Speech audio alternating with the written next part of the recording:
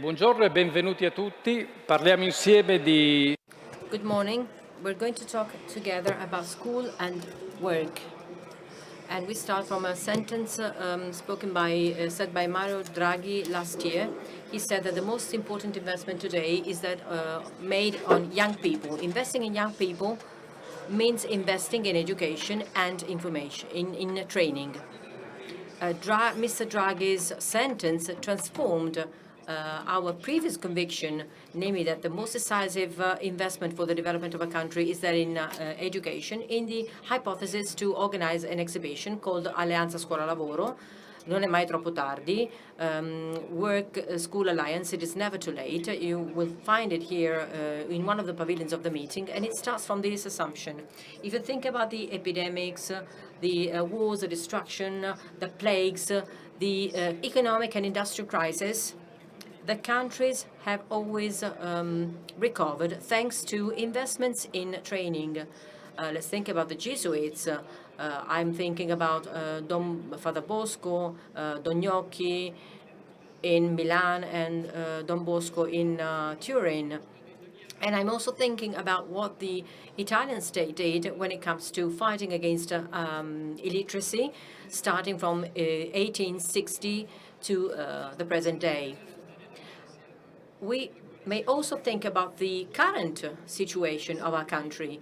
The contribution to the common good is evident, and it stems from an intelligence and a willingness to educate, that of Don Giussani. The second aspect of this intuition and of our conviction, of our belief, is that investing in education today means investing in the relationship between school and the work market, the labor market. If it is true, and I'm convinced about this, that the work is our way of contributing to the building up of the common good, I cannot find a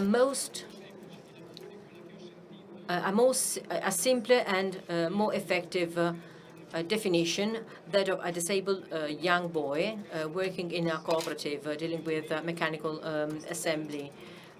I screw this plate to that fridge every day.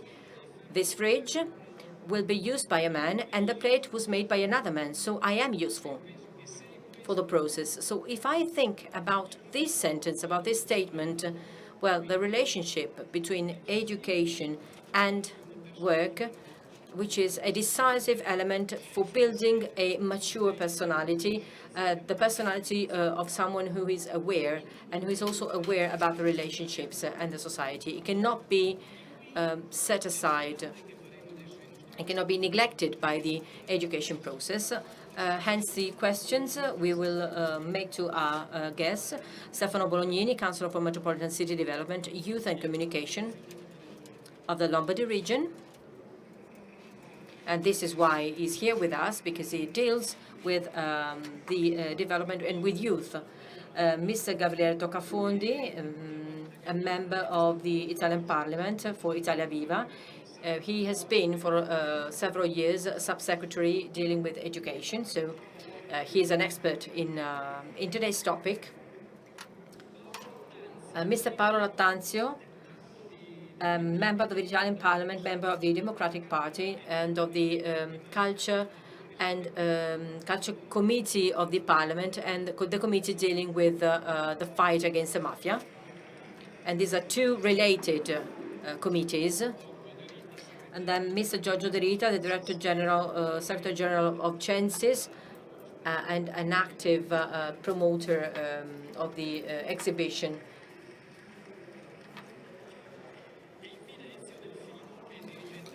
And finally, Mr. Ezio Delfini, a school headmaster and the president of an association called DiSAL, Association of School Headmasters. And I would like to say that he's the most award-winning headmaster, because every year the research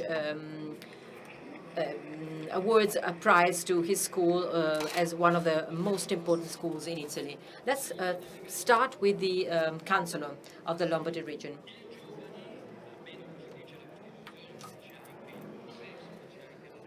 So, as the Constitution states, the right to study must be guaranteed.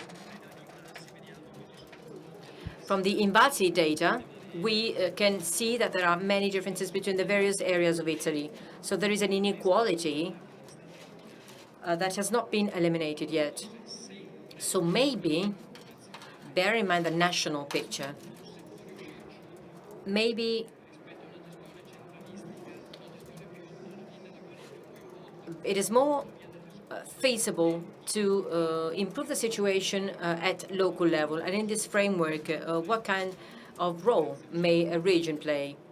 Thank you very much. Good morning to you all. Thank you for having me here. I share your views when dealing with your introductory remarks. I would like to remark that when it comes to several critical elements, the Italian situation remains the same regardless of the region. The data referring to the remote education must be food for reflection.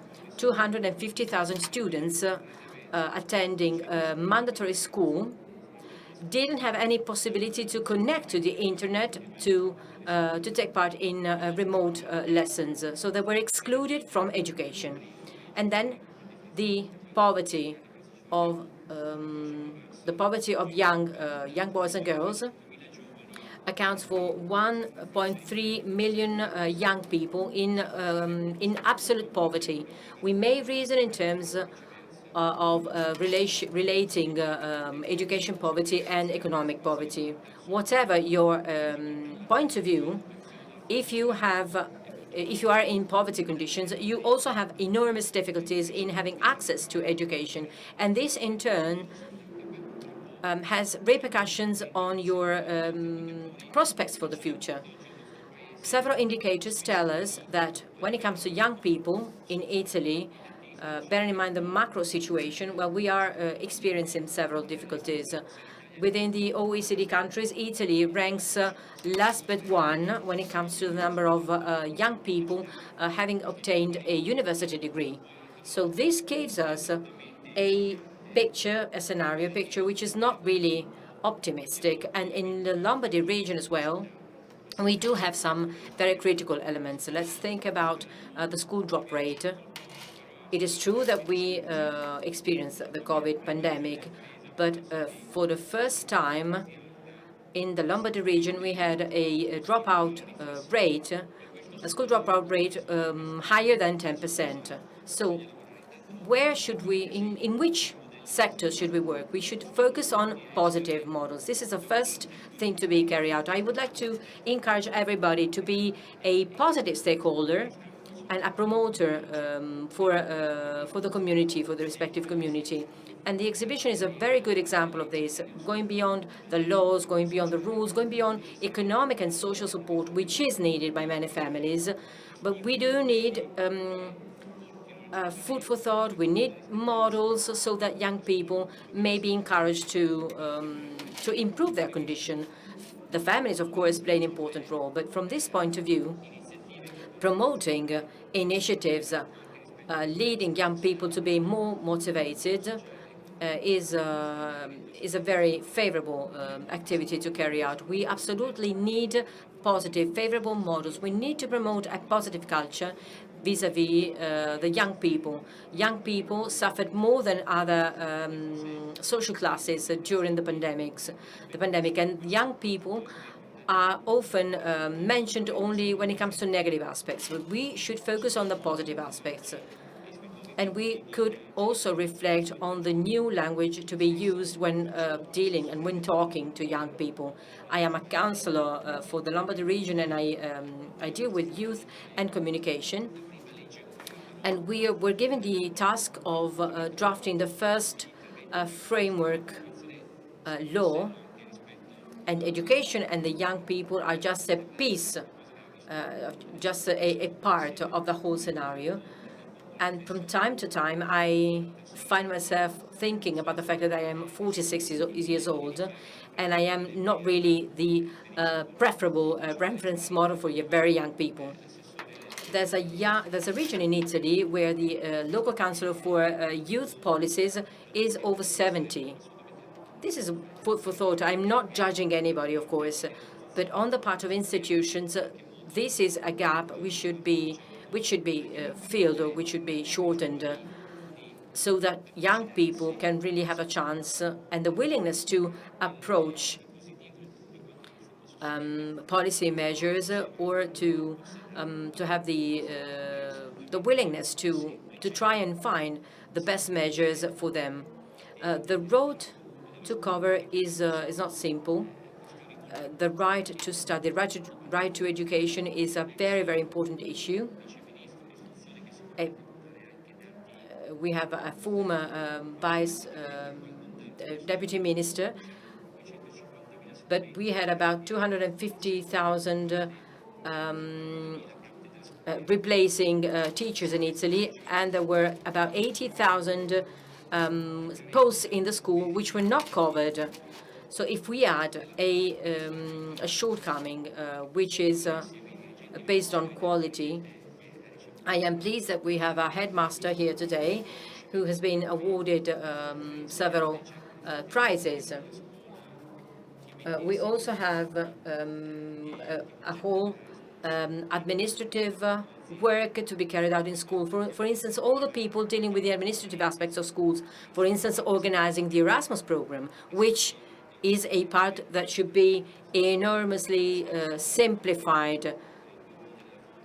Otherwise, young people do not have access to information. So acquiring information must not be a burden for the young people, and complications should be eliminated. So I would like to advocate for simplification. One of the young representatives of Conformation said, in order to choose a young person for a stage, I need to waste half an hour time to fill in forms. So I decided simply not to have any young people entering my company for a stage. And we should also invest in human capital, especially when it comes to those who deal with young people every day. I'm referring to teachers, but also to all the administrative staff. I think I'm not offending anybody when I say that, especially in some areas of the country, and I'm thinking about my region, the Lombardy region, when no young person with a recent university degree is thinking about entering the school administration as an employee, not as a teacher, but as a secretary or as a part of the administrative staff. These are jobs which in the past were considered to be more than decent. They entitle you to have a very good wage, and it's a kind of job which also enable to create more motivations for young people. For instance, creating models, the participation to a fair or to an exhibition, thinking about startups. So to devise all these activities, we do need young administrative staff in the schools. We do have a problem in Italy, both in the northern regions and in the southern regions. Maybe from the point of view of entrepreneurial initiatives, the southern regions are lagging a little bit behind because the presence of the state is less felt, and state aid is not as huge as it is for northern regions. But thanks to the recovery fund, we do have the possibility to invest in many programs. But I think that we should invest in promoting culture vis-à-vis this kind of high schools. which ensure a high level of occupation and of a high level of employment of those who manage to obtain a school degree. But we should also invest when it comes to the administrative staff of schools. And these staff members are often neglected. And I'm referring especially to the public sector, whereas in the case of the private sector, this is a problem which is less felt. We should increase a lot the opportunities and the possibilities for the schools. Thank you. You perfectly stick to the time given. Now, Mr. Toccafondi, come to you. You were in favor of the alternation between school, so education, and an experience in the workplace. So alternating school and work. It's an alternating school and work program, so to help reduce the school dropout rate. I would like to start from what Don Milani said. 5 years after the unification of the middle school in 1962, one of the goals was that of fighting against the school dropout rate. Don Milani said the main defect of the Italian school are the young people which the school is missing. 99,000 young students are lost every year. So you have the floor. So first of all, allow me to thank the Rimini meeting for focusing once again on education. And I would like to start from exactly from this. Schools are an educational pathway, so to say. Schools are not there just to provide students with notions and concepts. Knowledge is indeed important, but the schools are something more. What students do, especially starting from middle school, from their middle school, is a fundamental pathway because students have their own preoccupations, concerns, and they are accompanied in this growth along this educational pathway. This means discovering themselves, especially when they are teenagers. So serving as educators along this pathway, and I'm thinking also at secondary school, middle schools and secondary schools in Italy, especially middle schools, because younger students make certain experience even when they're younger. So I'm thinking of middle schools because we have to acknowledge the fact that we need to accompany these students in a path towards the discovery of themselves. If we see this from this perspective, well, then I think that schools and educational pathway require, on one hand, students who are curious and who ask questions. This is something that we experienced and that today's students are experiencing and that will happen in the future. This is really a part of the very nature of teenagers. We expect something along this educational pathway, and not only to be provided with knowledge. Then we also need adults who are capable of supporting students along this pathway, and this is a real vocation. So we need adults who are clear about this vocation. And then we also need an educational pathway that is not characterized by fragmented areas of knowledge. Discovering oneself does not take place, for example, with the provision of a concept or, for example, during a test or within the framework of a, so to say, codified educational model. So we should stop considering this knowledge pathway in a fragmented way. So we should stop for example, thinking that schools mean knowledge or competence, knowing or doing, which then translates into the fact that many people tend to think that if you go to a lyceum, you have knowledge, while if you go to a vocational training school, you do not get any knowledge. So this is not a topical theme. This is something that has been going on for decades. If we start from the vocation and the dreams of young people, we cannot but consider all these aspects. Everything contributes to the discovery of one's selves and our growth. After all, this is something that we all experienced, and even now we remember first and foremost those professors who were not in a way ordinary, who were not trivial in a way, who helped us flourish, so to say.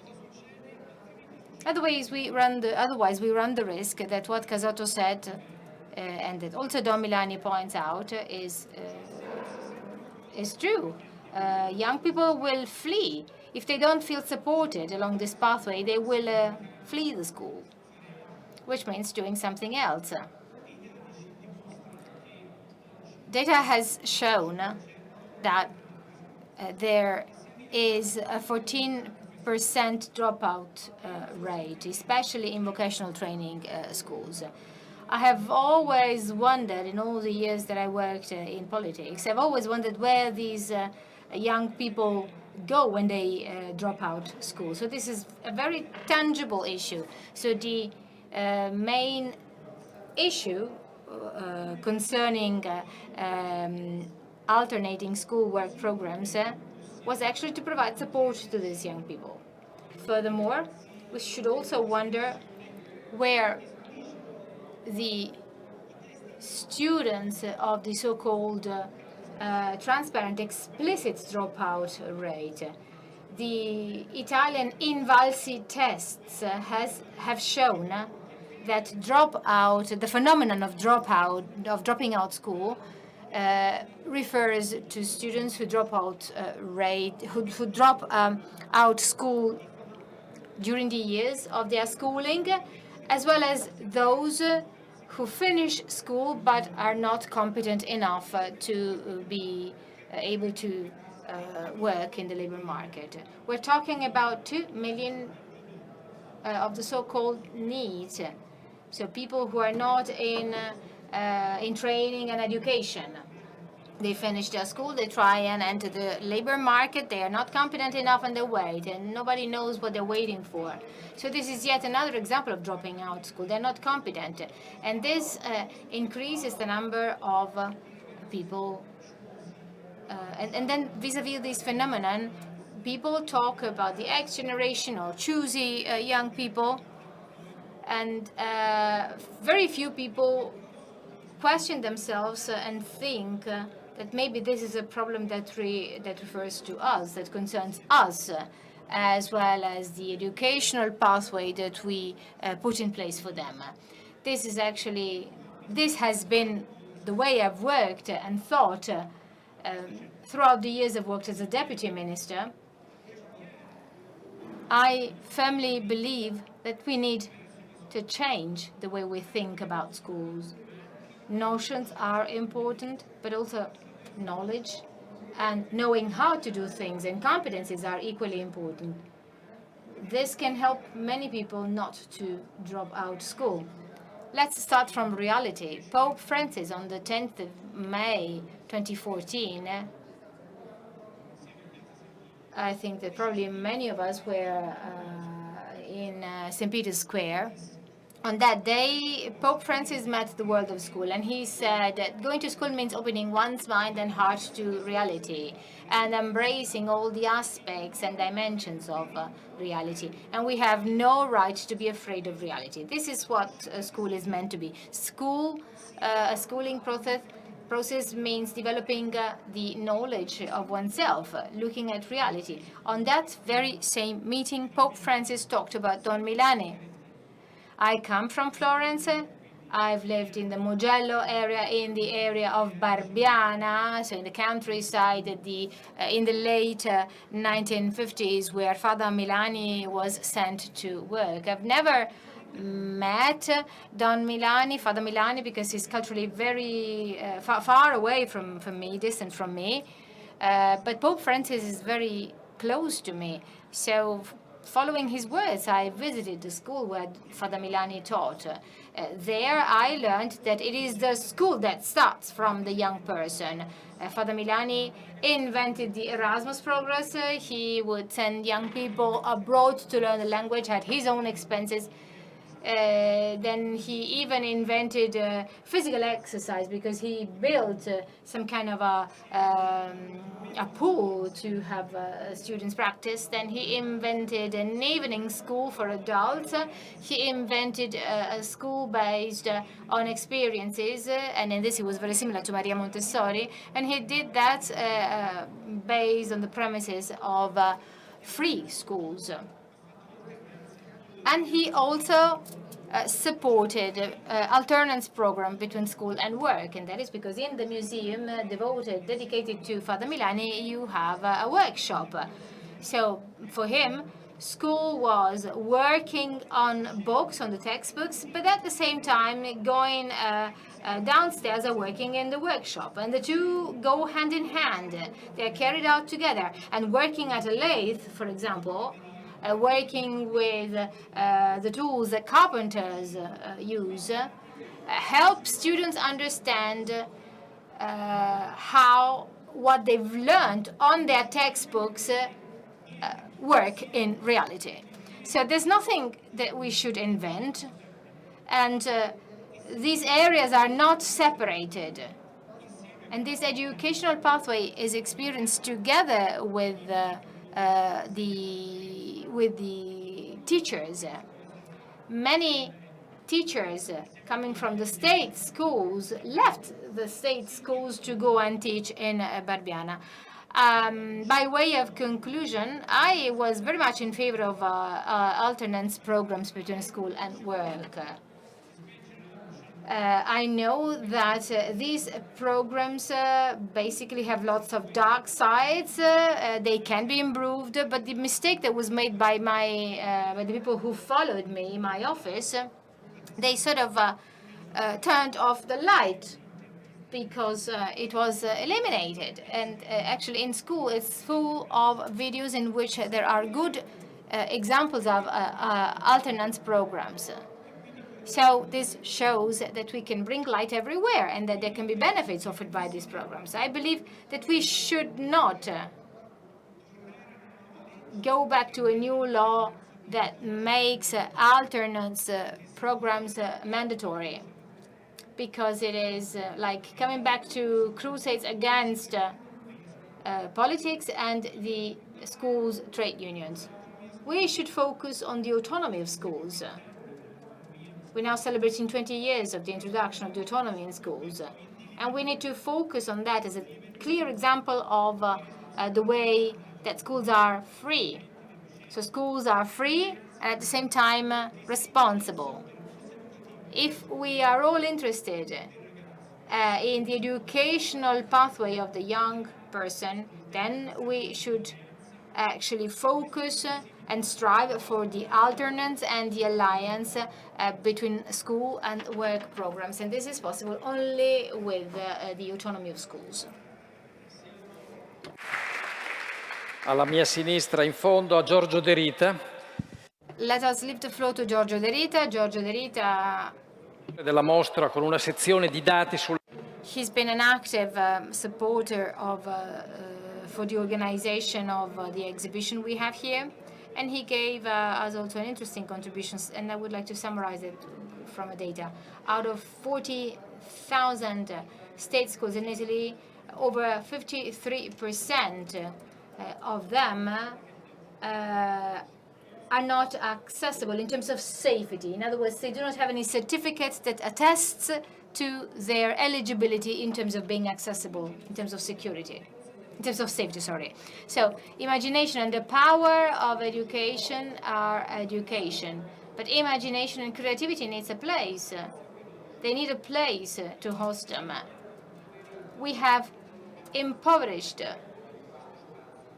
this area, and therefore we need to recover this. What do you mean with these words? What did you mean with these words? Thank you very much, and thanks to the Rimini meeting for inviting me to talk about these topics. Let us just comment on what has happened over the past few weeks to try and answer your question. We all watched the Olympic Games. We followed our athletes. In the interviews, all athletes basically said the same.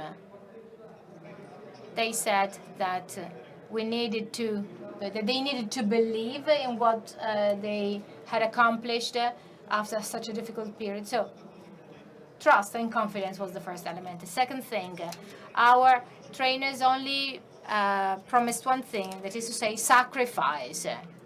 In other words, you need to basically engage with the problems you have. And then third point, we have imagined this medal many times. So imagination is a fundamental part in the development of a person, and it is a fundamental part also in the development of a society.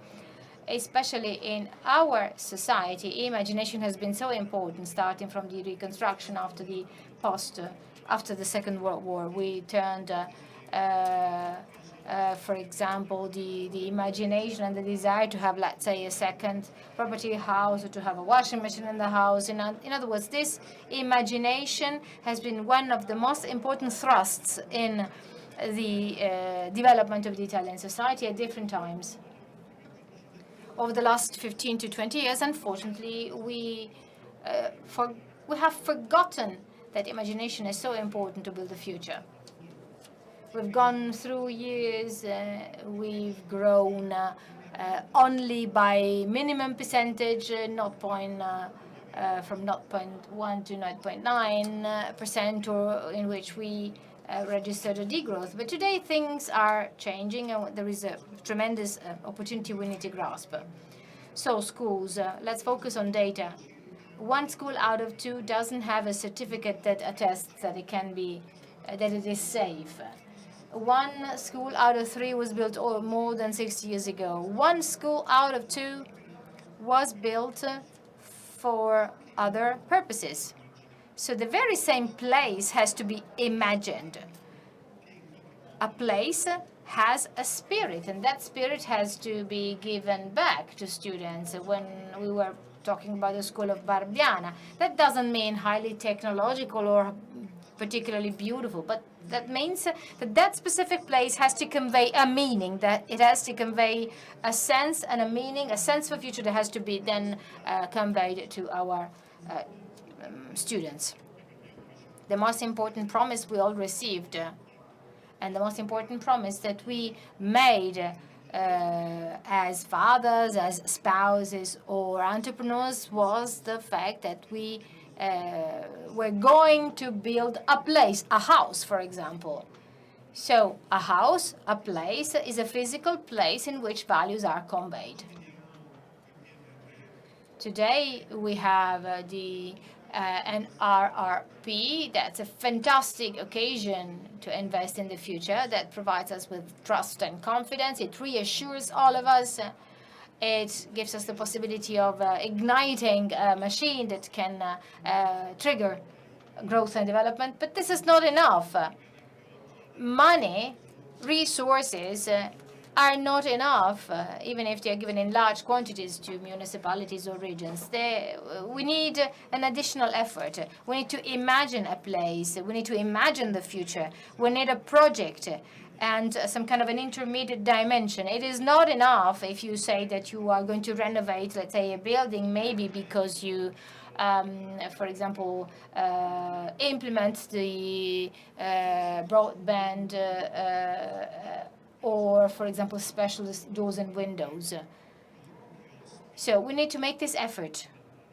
We need to envisage the future, and we need to envisage schools as places in which the individual and society think of their future. This requires a project.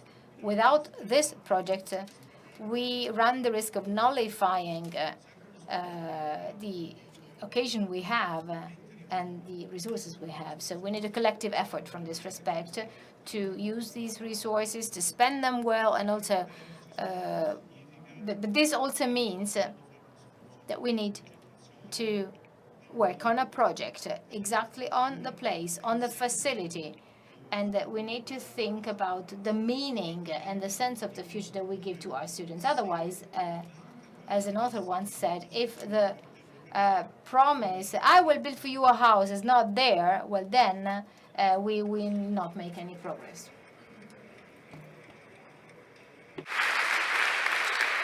A proposito di costruttori e di spazio, Ezio Delfino. And now the floor goes to Mr. Ezio Delfino. In the exhibition, we have a contribution of a headmaster who revolutionized the spaces of a school in order to avoid the remote learning system. She transformed herself into a construction entrepreneur. This is a key word, entrepreneur. The headmaster, school headmaster, is not simply an official of a state. He or she must be able to carry out enterprises in order to guarantee equality for all. How is it possible to combine these two topics?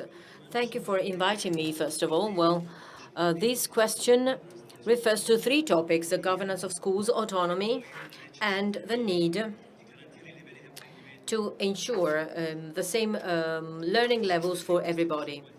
So the persistence of these inequalities is also detected by the national and international surveys referring to the Italian school system. We saw the Invalsi data when it comes to some competency skills, mathematics, Italian language, and English language.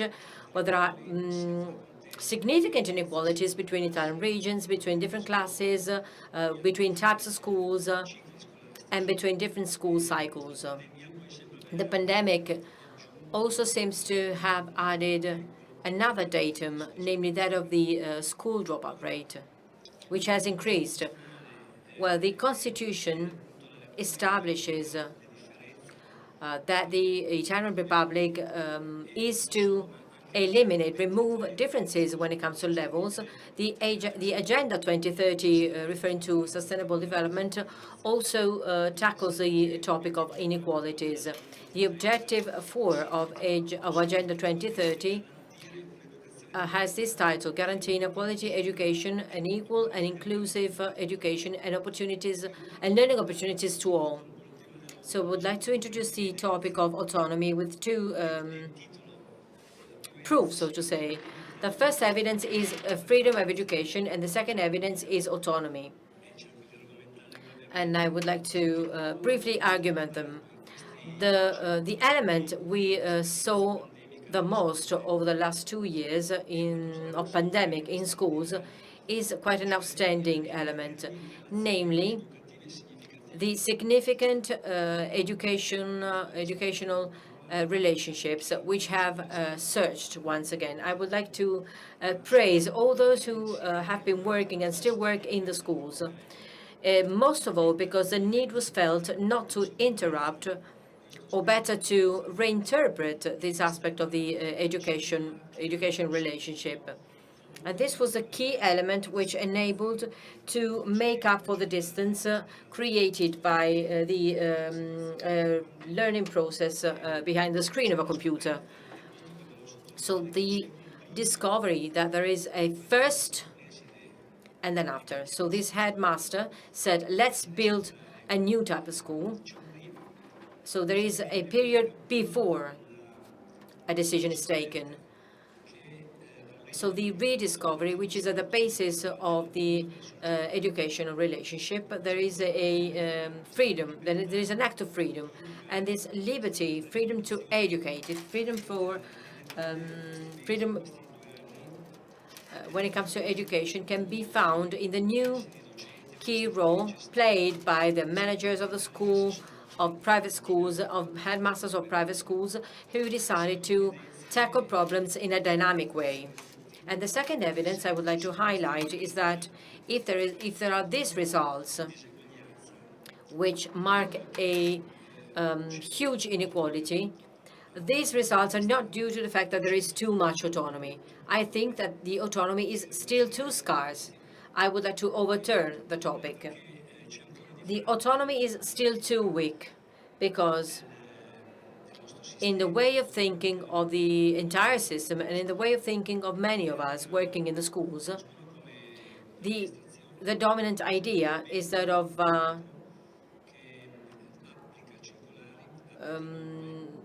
having somebody simply applying norms or rules instead of thinking about people who work in order to develop professionalism, to devise methodologies, teaching methods, etc.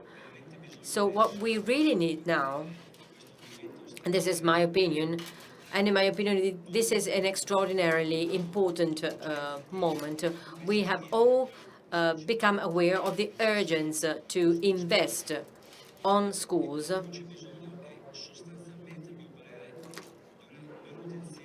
But we do need the maintenance when it comes to autonomy. So we should review in an innovative way the past 20 years of experiences. These past 20 years could be seen as a sort of rehearsal, and then we should write the final script. So I identify the need for 3 different viewpoints. I would like to accompany the word autonomy with 3 adjectives. The new autonomy should be a fully functional autonomy as envisaged by the laws which created autonomy. And by functional, I mean being functional for the entire system of public services, and it must also be functional for the dialogue with the other stakeholders of the public administrations and public entities. So functionality of autonomy, which is an important feature of autonomy, which is not a synonym of sovereignty or independence. It is a synonym of interdependence. So with the slogan, there is no autonomy without interdependence with the other autonomies. And this is a cultural turning point, I think, which should be taken into account by all the people involved in the school sector, the institutions and all the people working in the schools. A second objective for autonomy could be its ability to create relations. The lawmakers, the law experts remind us that autonomies, and especially the school autonomy, are the result of a relation-based principle. So this remains a feature of the autonomy, but autonomy should reinterpret this kind of feature. So autonomy, another slogan, autonomy must dialogue and relate itself, conceive itself within a set of relations. And a third aspect, which I think should become part of our imagination to build real autonomies, is that autonomy should be based on solidarity, namely aimed at linking the school institutions, both state, public and private schools, with the territory, with the territorial context. So an autonomy of alliances, an autonomy of territory. What we have been lacking over the past 20 years is that the individual autonomous schools did not feel part of their territories, of their areas. And this requires a maintenance when it comes to governance and a specific conception of the arrangement of these autonomies. I think that with these 3 features, autonomy may be more fully integrated within the national education system and also able to build and create references with the territories. In this system, both public and private,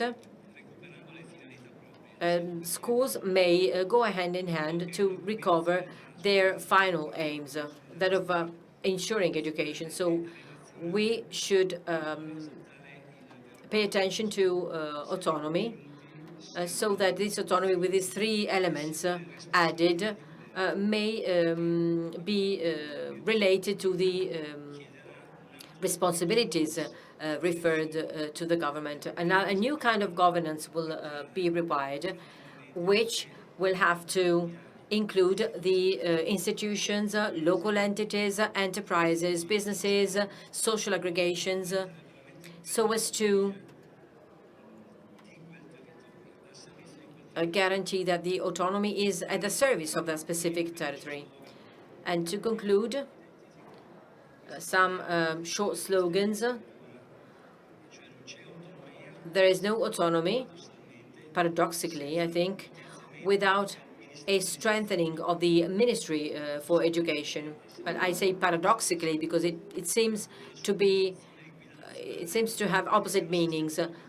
It should be the national guidance for the public and private schools, setting standards which grasp the key features of the education in Italy. There is no autonomy without an evaluation of the school system, an external evaluation and an internal evaluation, which should be an evaluation conceived by the same school institutions as an act of responsibility which is needed to reach the aim to have a solidarity-based autonomy, and according to an evaluation model oriented towards an improvement of the situation. There is no autonomy of schools if we do not define the governance instrument and hence the roles of those who are called upon to manage the schools.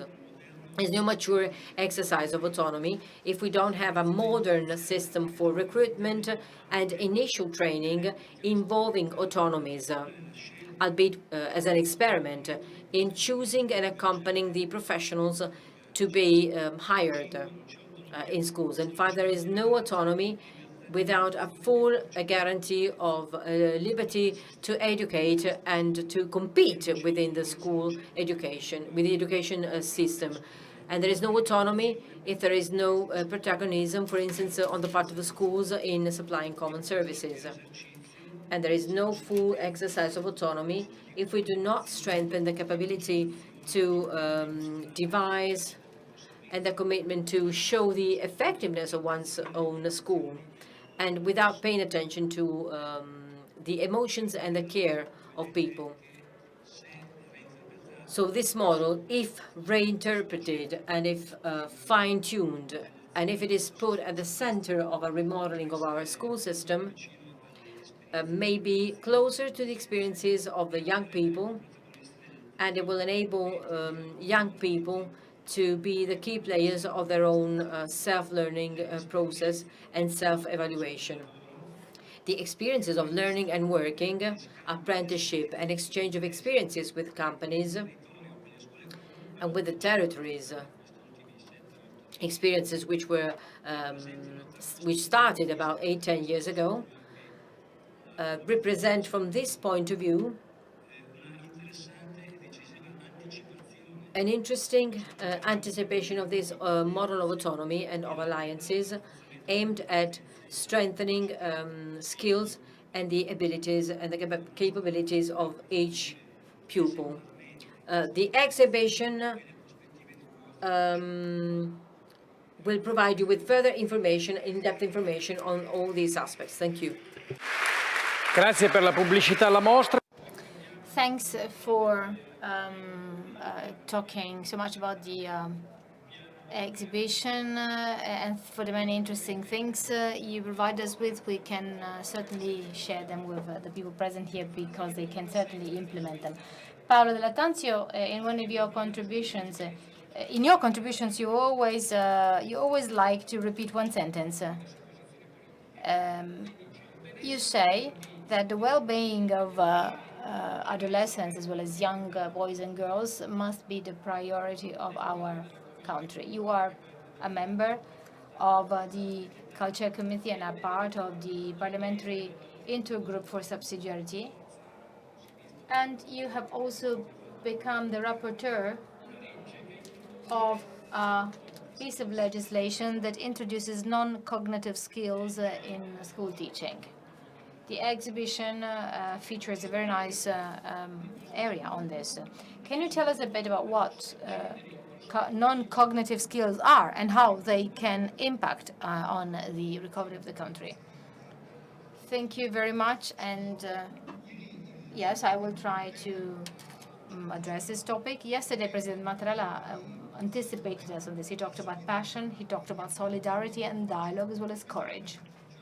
These are some abilities, some sensitivities which are specific and which can be included into the so-called non-cognitive skills, which I like to address, like Professor Vittadini said, because I would like to turn them as character skills. In other words, cultural attitudes that make it possible for us to face complexity, the complexity we are faced with every day, being aware of this complexity. In other words, we are not talking only about cognitive skills, but these are skills that make up for a fundamental part of the learning pathway that young students and young boys and girls have to face, especially given the more complex reality brought about by the pandemic, but also to face the future. They include a number of skills.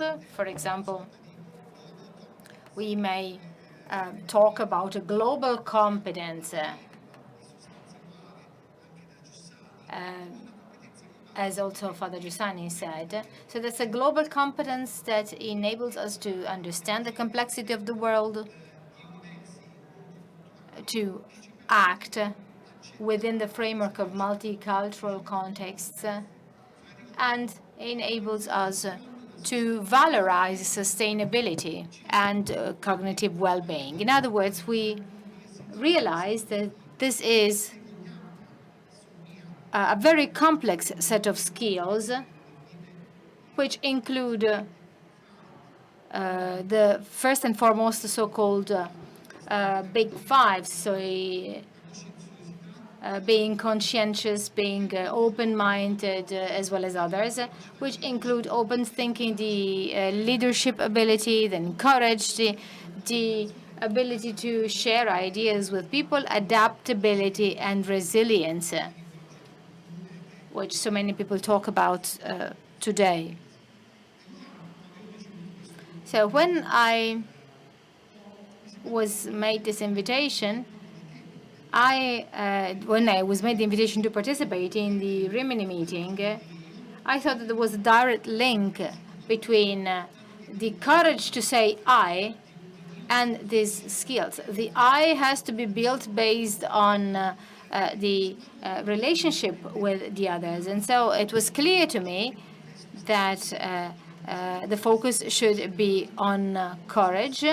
We need to decide whether we serve, whether we can be those who can drive change, or if we want to be those who are driven by change. So this request for courage made to the I, to the self of each and any one of us, can be rightly codified in non-cognitive skills, in the character skills, which make actually these non-cognitive skills their main element. Without the leadership ability, without the courage to expose oneself in the first place and to take the floor, we cannot but bounce forward, as Minister Giovannini said. We cannot be propositional and be courageous and brave enough for a society that has been so hit so hard by the pandemic. So the character skills play a central role. And this role is particularly central because the pandemic has brought about a very bad damage, which is that on education, the relations between young people, and their willingness to collaborate together and to build a future together. So the closing skills is a stain that we should actually eliminate this is a catastrophe, this is a disaster that was brought about by the pandemic, and that is something that adds on the pressure exercised on adults. This has also increased inequalities. Inequalities are not generated with the pandemic. They are rather exacerbated by the pandemic. So the educational and training gaps that were already there have become wider and wider. And in this, many decision makers are in part to blame, because they thought that they could, in a way, bridge these educational gaps simply by buying tablets or PCs. But in fact, a whole pedagogical and educational system has been neglected. A draft bill by Maurizio Lupi tries to address these gaps. And the bill has three main elements. First of all, timing. We thought about the need to introduce non-cognitive skills in the Italian schools before the pandemic. We have been talking about non-cognitive skills since 2018. Then the method. At the times of the second Conti government, the Intergroup for Subsidiarity was already working on topics, on the contents of this proposal, and tried to, in a way, involve all parties. And this is an experience that has anticipated what is actually what is actually taking place now. And then the content. We proposed to introduce the experimentation on non-cognitive schools in the schools, not as something that has to be some kind of as a monolith that attempts at creating global citizens, but rather as something that can return the Ministry for Education its capacity of putting forward ideas and recommendations. Schools are then autonomous, and they can autonomously decide how to implement the suggestions. So we were quite early in doing this, and I really hope that by the month of September, this can be finalized. There are some dichotomies that go hand in hand with this work on the non-cognitive skills. First of all, emergency and vision. The Ministry for Education has always managed its activities in times of emergency. There have been very few moments which are characterized by vision, which are capable of thinking the school for the next years. And this goes hand in hand with an additional dichotomy that kind of creates some kind of a clash between students and teachers. In 1.5 years of pandemic, any proposal concerning the schools has raised issues like those of the trade unions or the teachers. I have nothing against the claims put forward by teachers and trade unions, but we need to be aware of the fact that the main focus of schools are students. Unless we have an idea of pedagogical development, we will never exit this pedagogical crisis. How can we rethink the school after this period? With students preferring being home, even when they had the chance to come back to school. And I think that Toccafondi will agree with me. I think that the next few months will be decisive to go in this direction. And then, we're not inventing anything. In 1958, as is well highlighted by Professor Poggi, in 1958, President Moro, who was then Minister for Education, introduced civic education in schools. He tried to bridge a very wide gap existing between innovation, changes, novelties characterizing life who were not yet addressed in schools. And here we're trying to do the same. We're going in the same direction with this proposal. This proposal has yet an additional advantage. It will work, it will serve as a bridging element between the work of schools and the labor work. In last year, today's Prime Minister, Mario Draghi, talked about the good debt. I think we should also talk about good work, because a job that respects rights, equal opportunities, and the need for an equal pay is the alter ego of a good debt. It's not enough that you spend money, but you need to spend on human capital, and you need to spend well. And you need to adopt an approach that considers non-cognitive skills can be really the driving engine to focus on students in a holistic way, in a comprehensive way, and give them a central role in the labor work and in life. And this can ultimately help us move forward in a sustainable and equitable way. Thank you very much. I have no conclusions to draw. I would like to leave the floor to Madam Battaglia, who's a headmistress in Palermo. We have understood that the young students of the Vocational Training Institute needed to come back to school because their professional skills could not be acquired with remote learning. So this summer, we became actually constructors, building entrepreneurs. What you see here is a plant which was full of unused objects and waste objects. It was then cleaned and emptied, and here we set up this electrical workshop that makes it possible for students to test.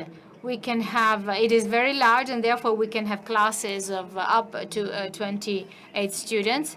This way, we could free rooms inside the school, and so in September, we started with all our students in presence. We didn't have the need to divide our classes. So investing in education today means investing in people like this professor, like Professor Battaglia, or the people we have here on stage with us, or many other people that you will meet during the exhibition. So saying I, the people who have the courage to say I, and who have the courage to say so up to the extreme consequence of actually starting working. So I would like you to invite you to support places like this that make it possible for us to meet people and experiences like this. You will see lots of counters all over the trade fair where you can donate. They're characterized by this label of the red heart. So please donate and support us. Thank you very much.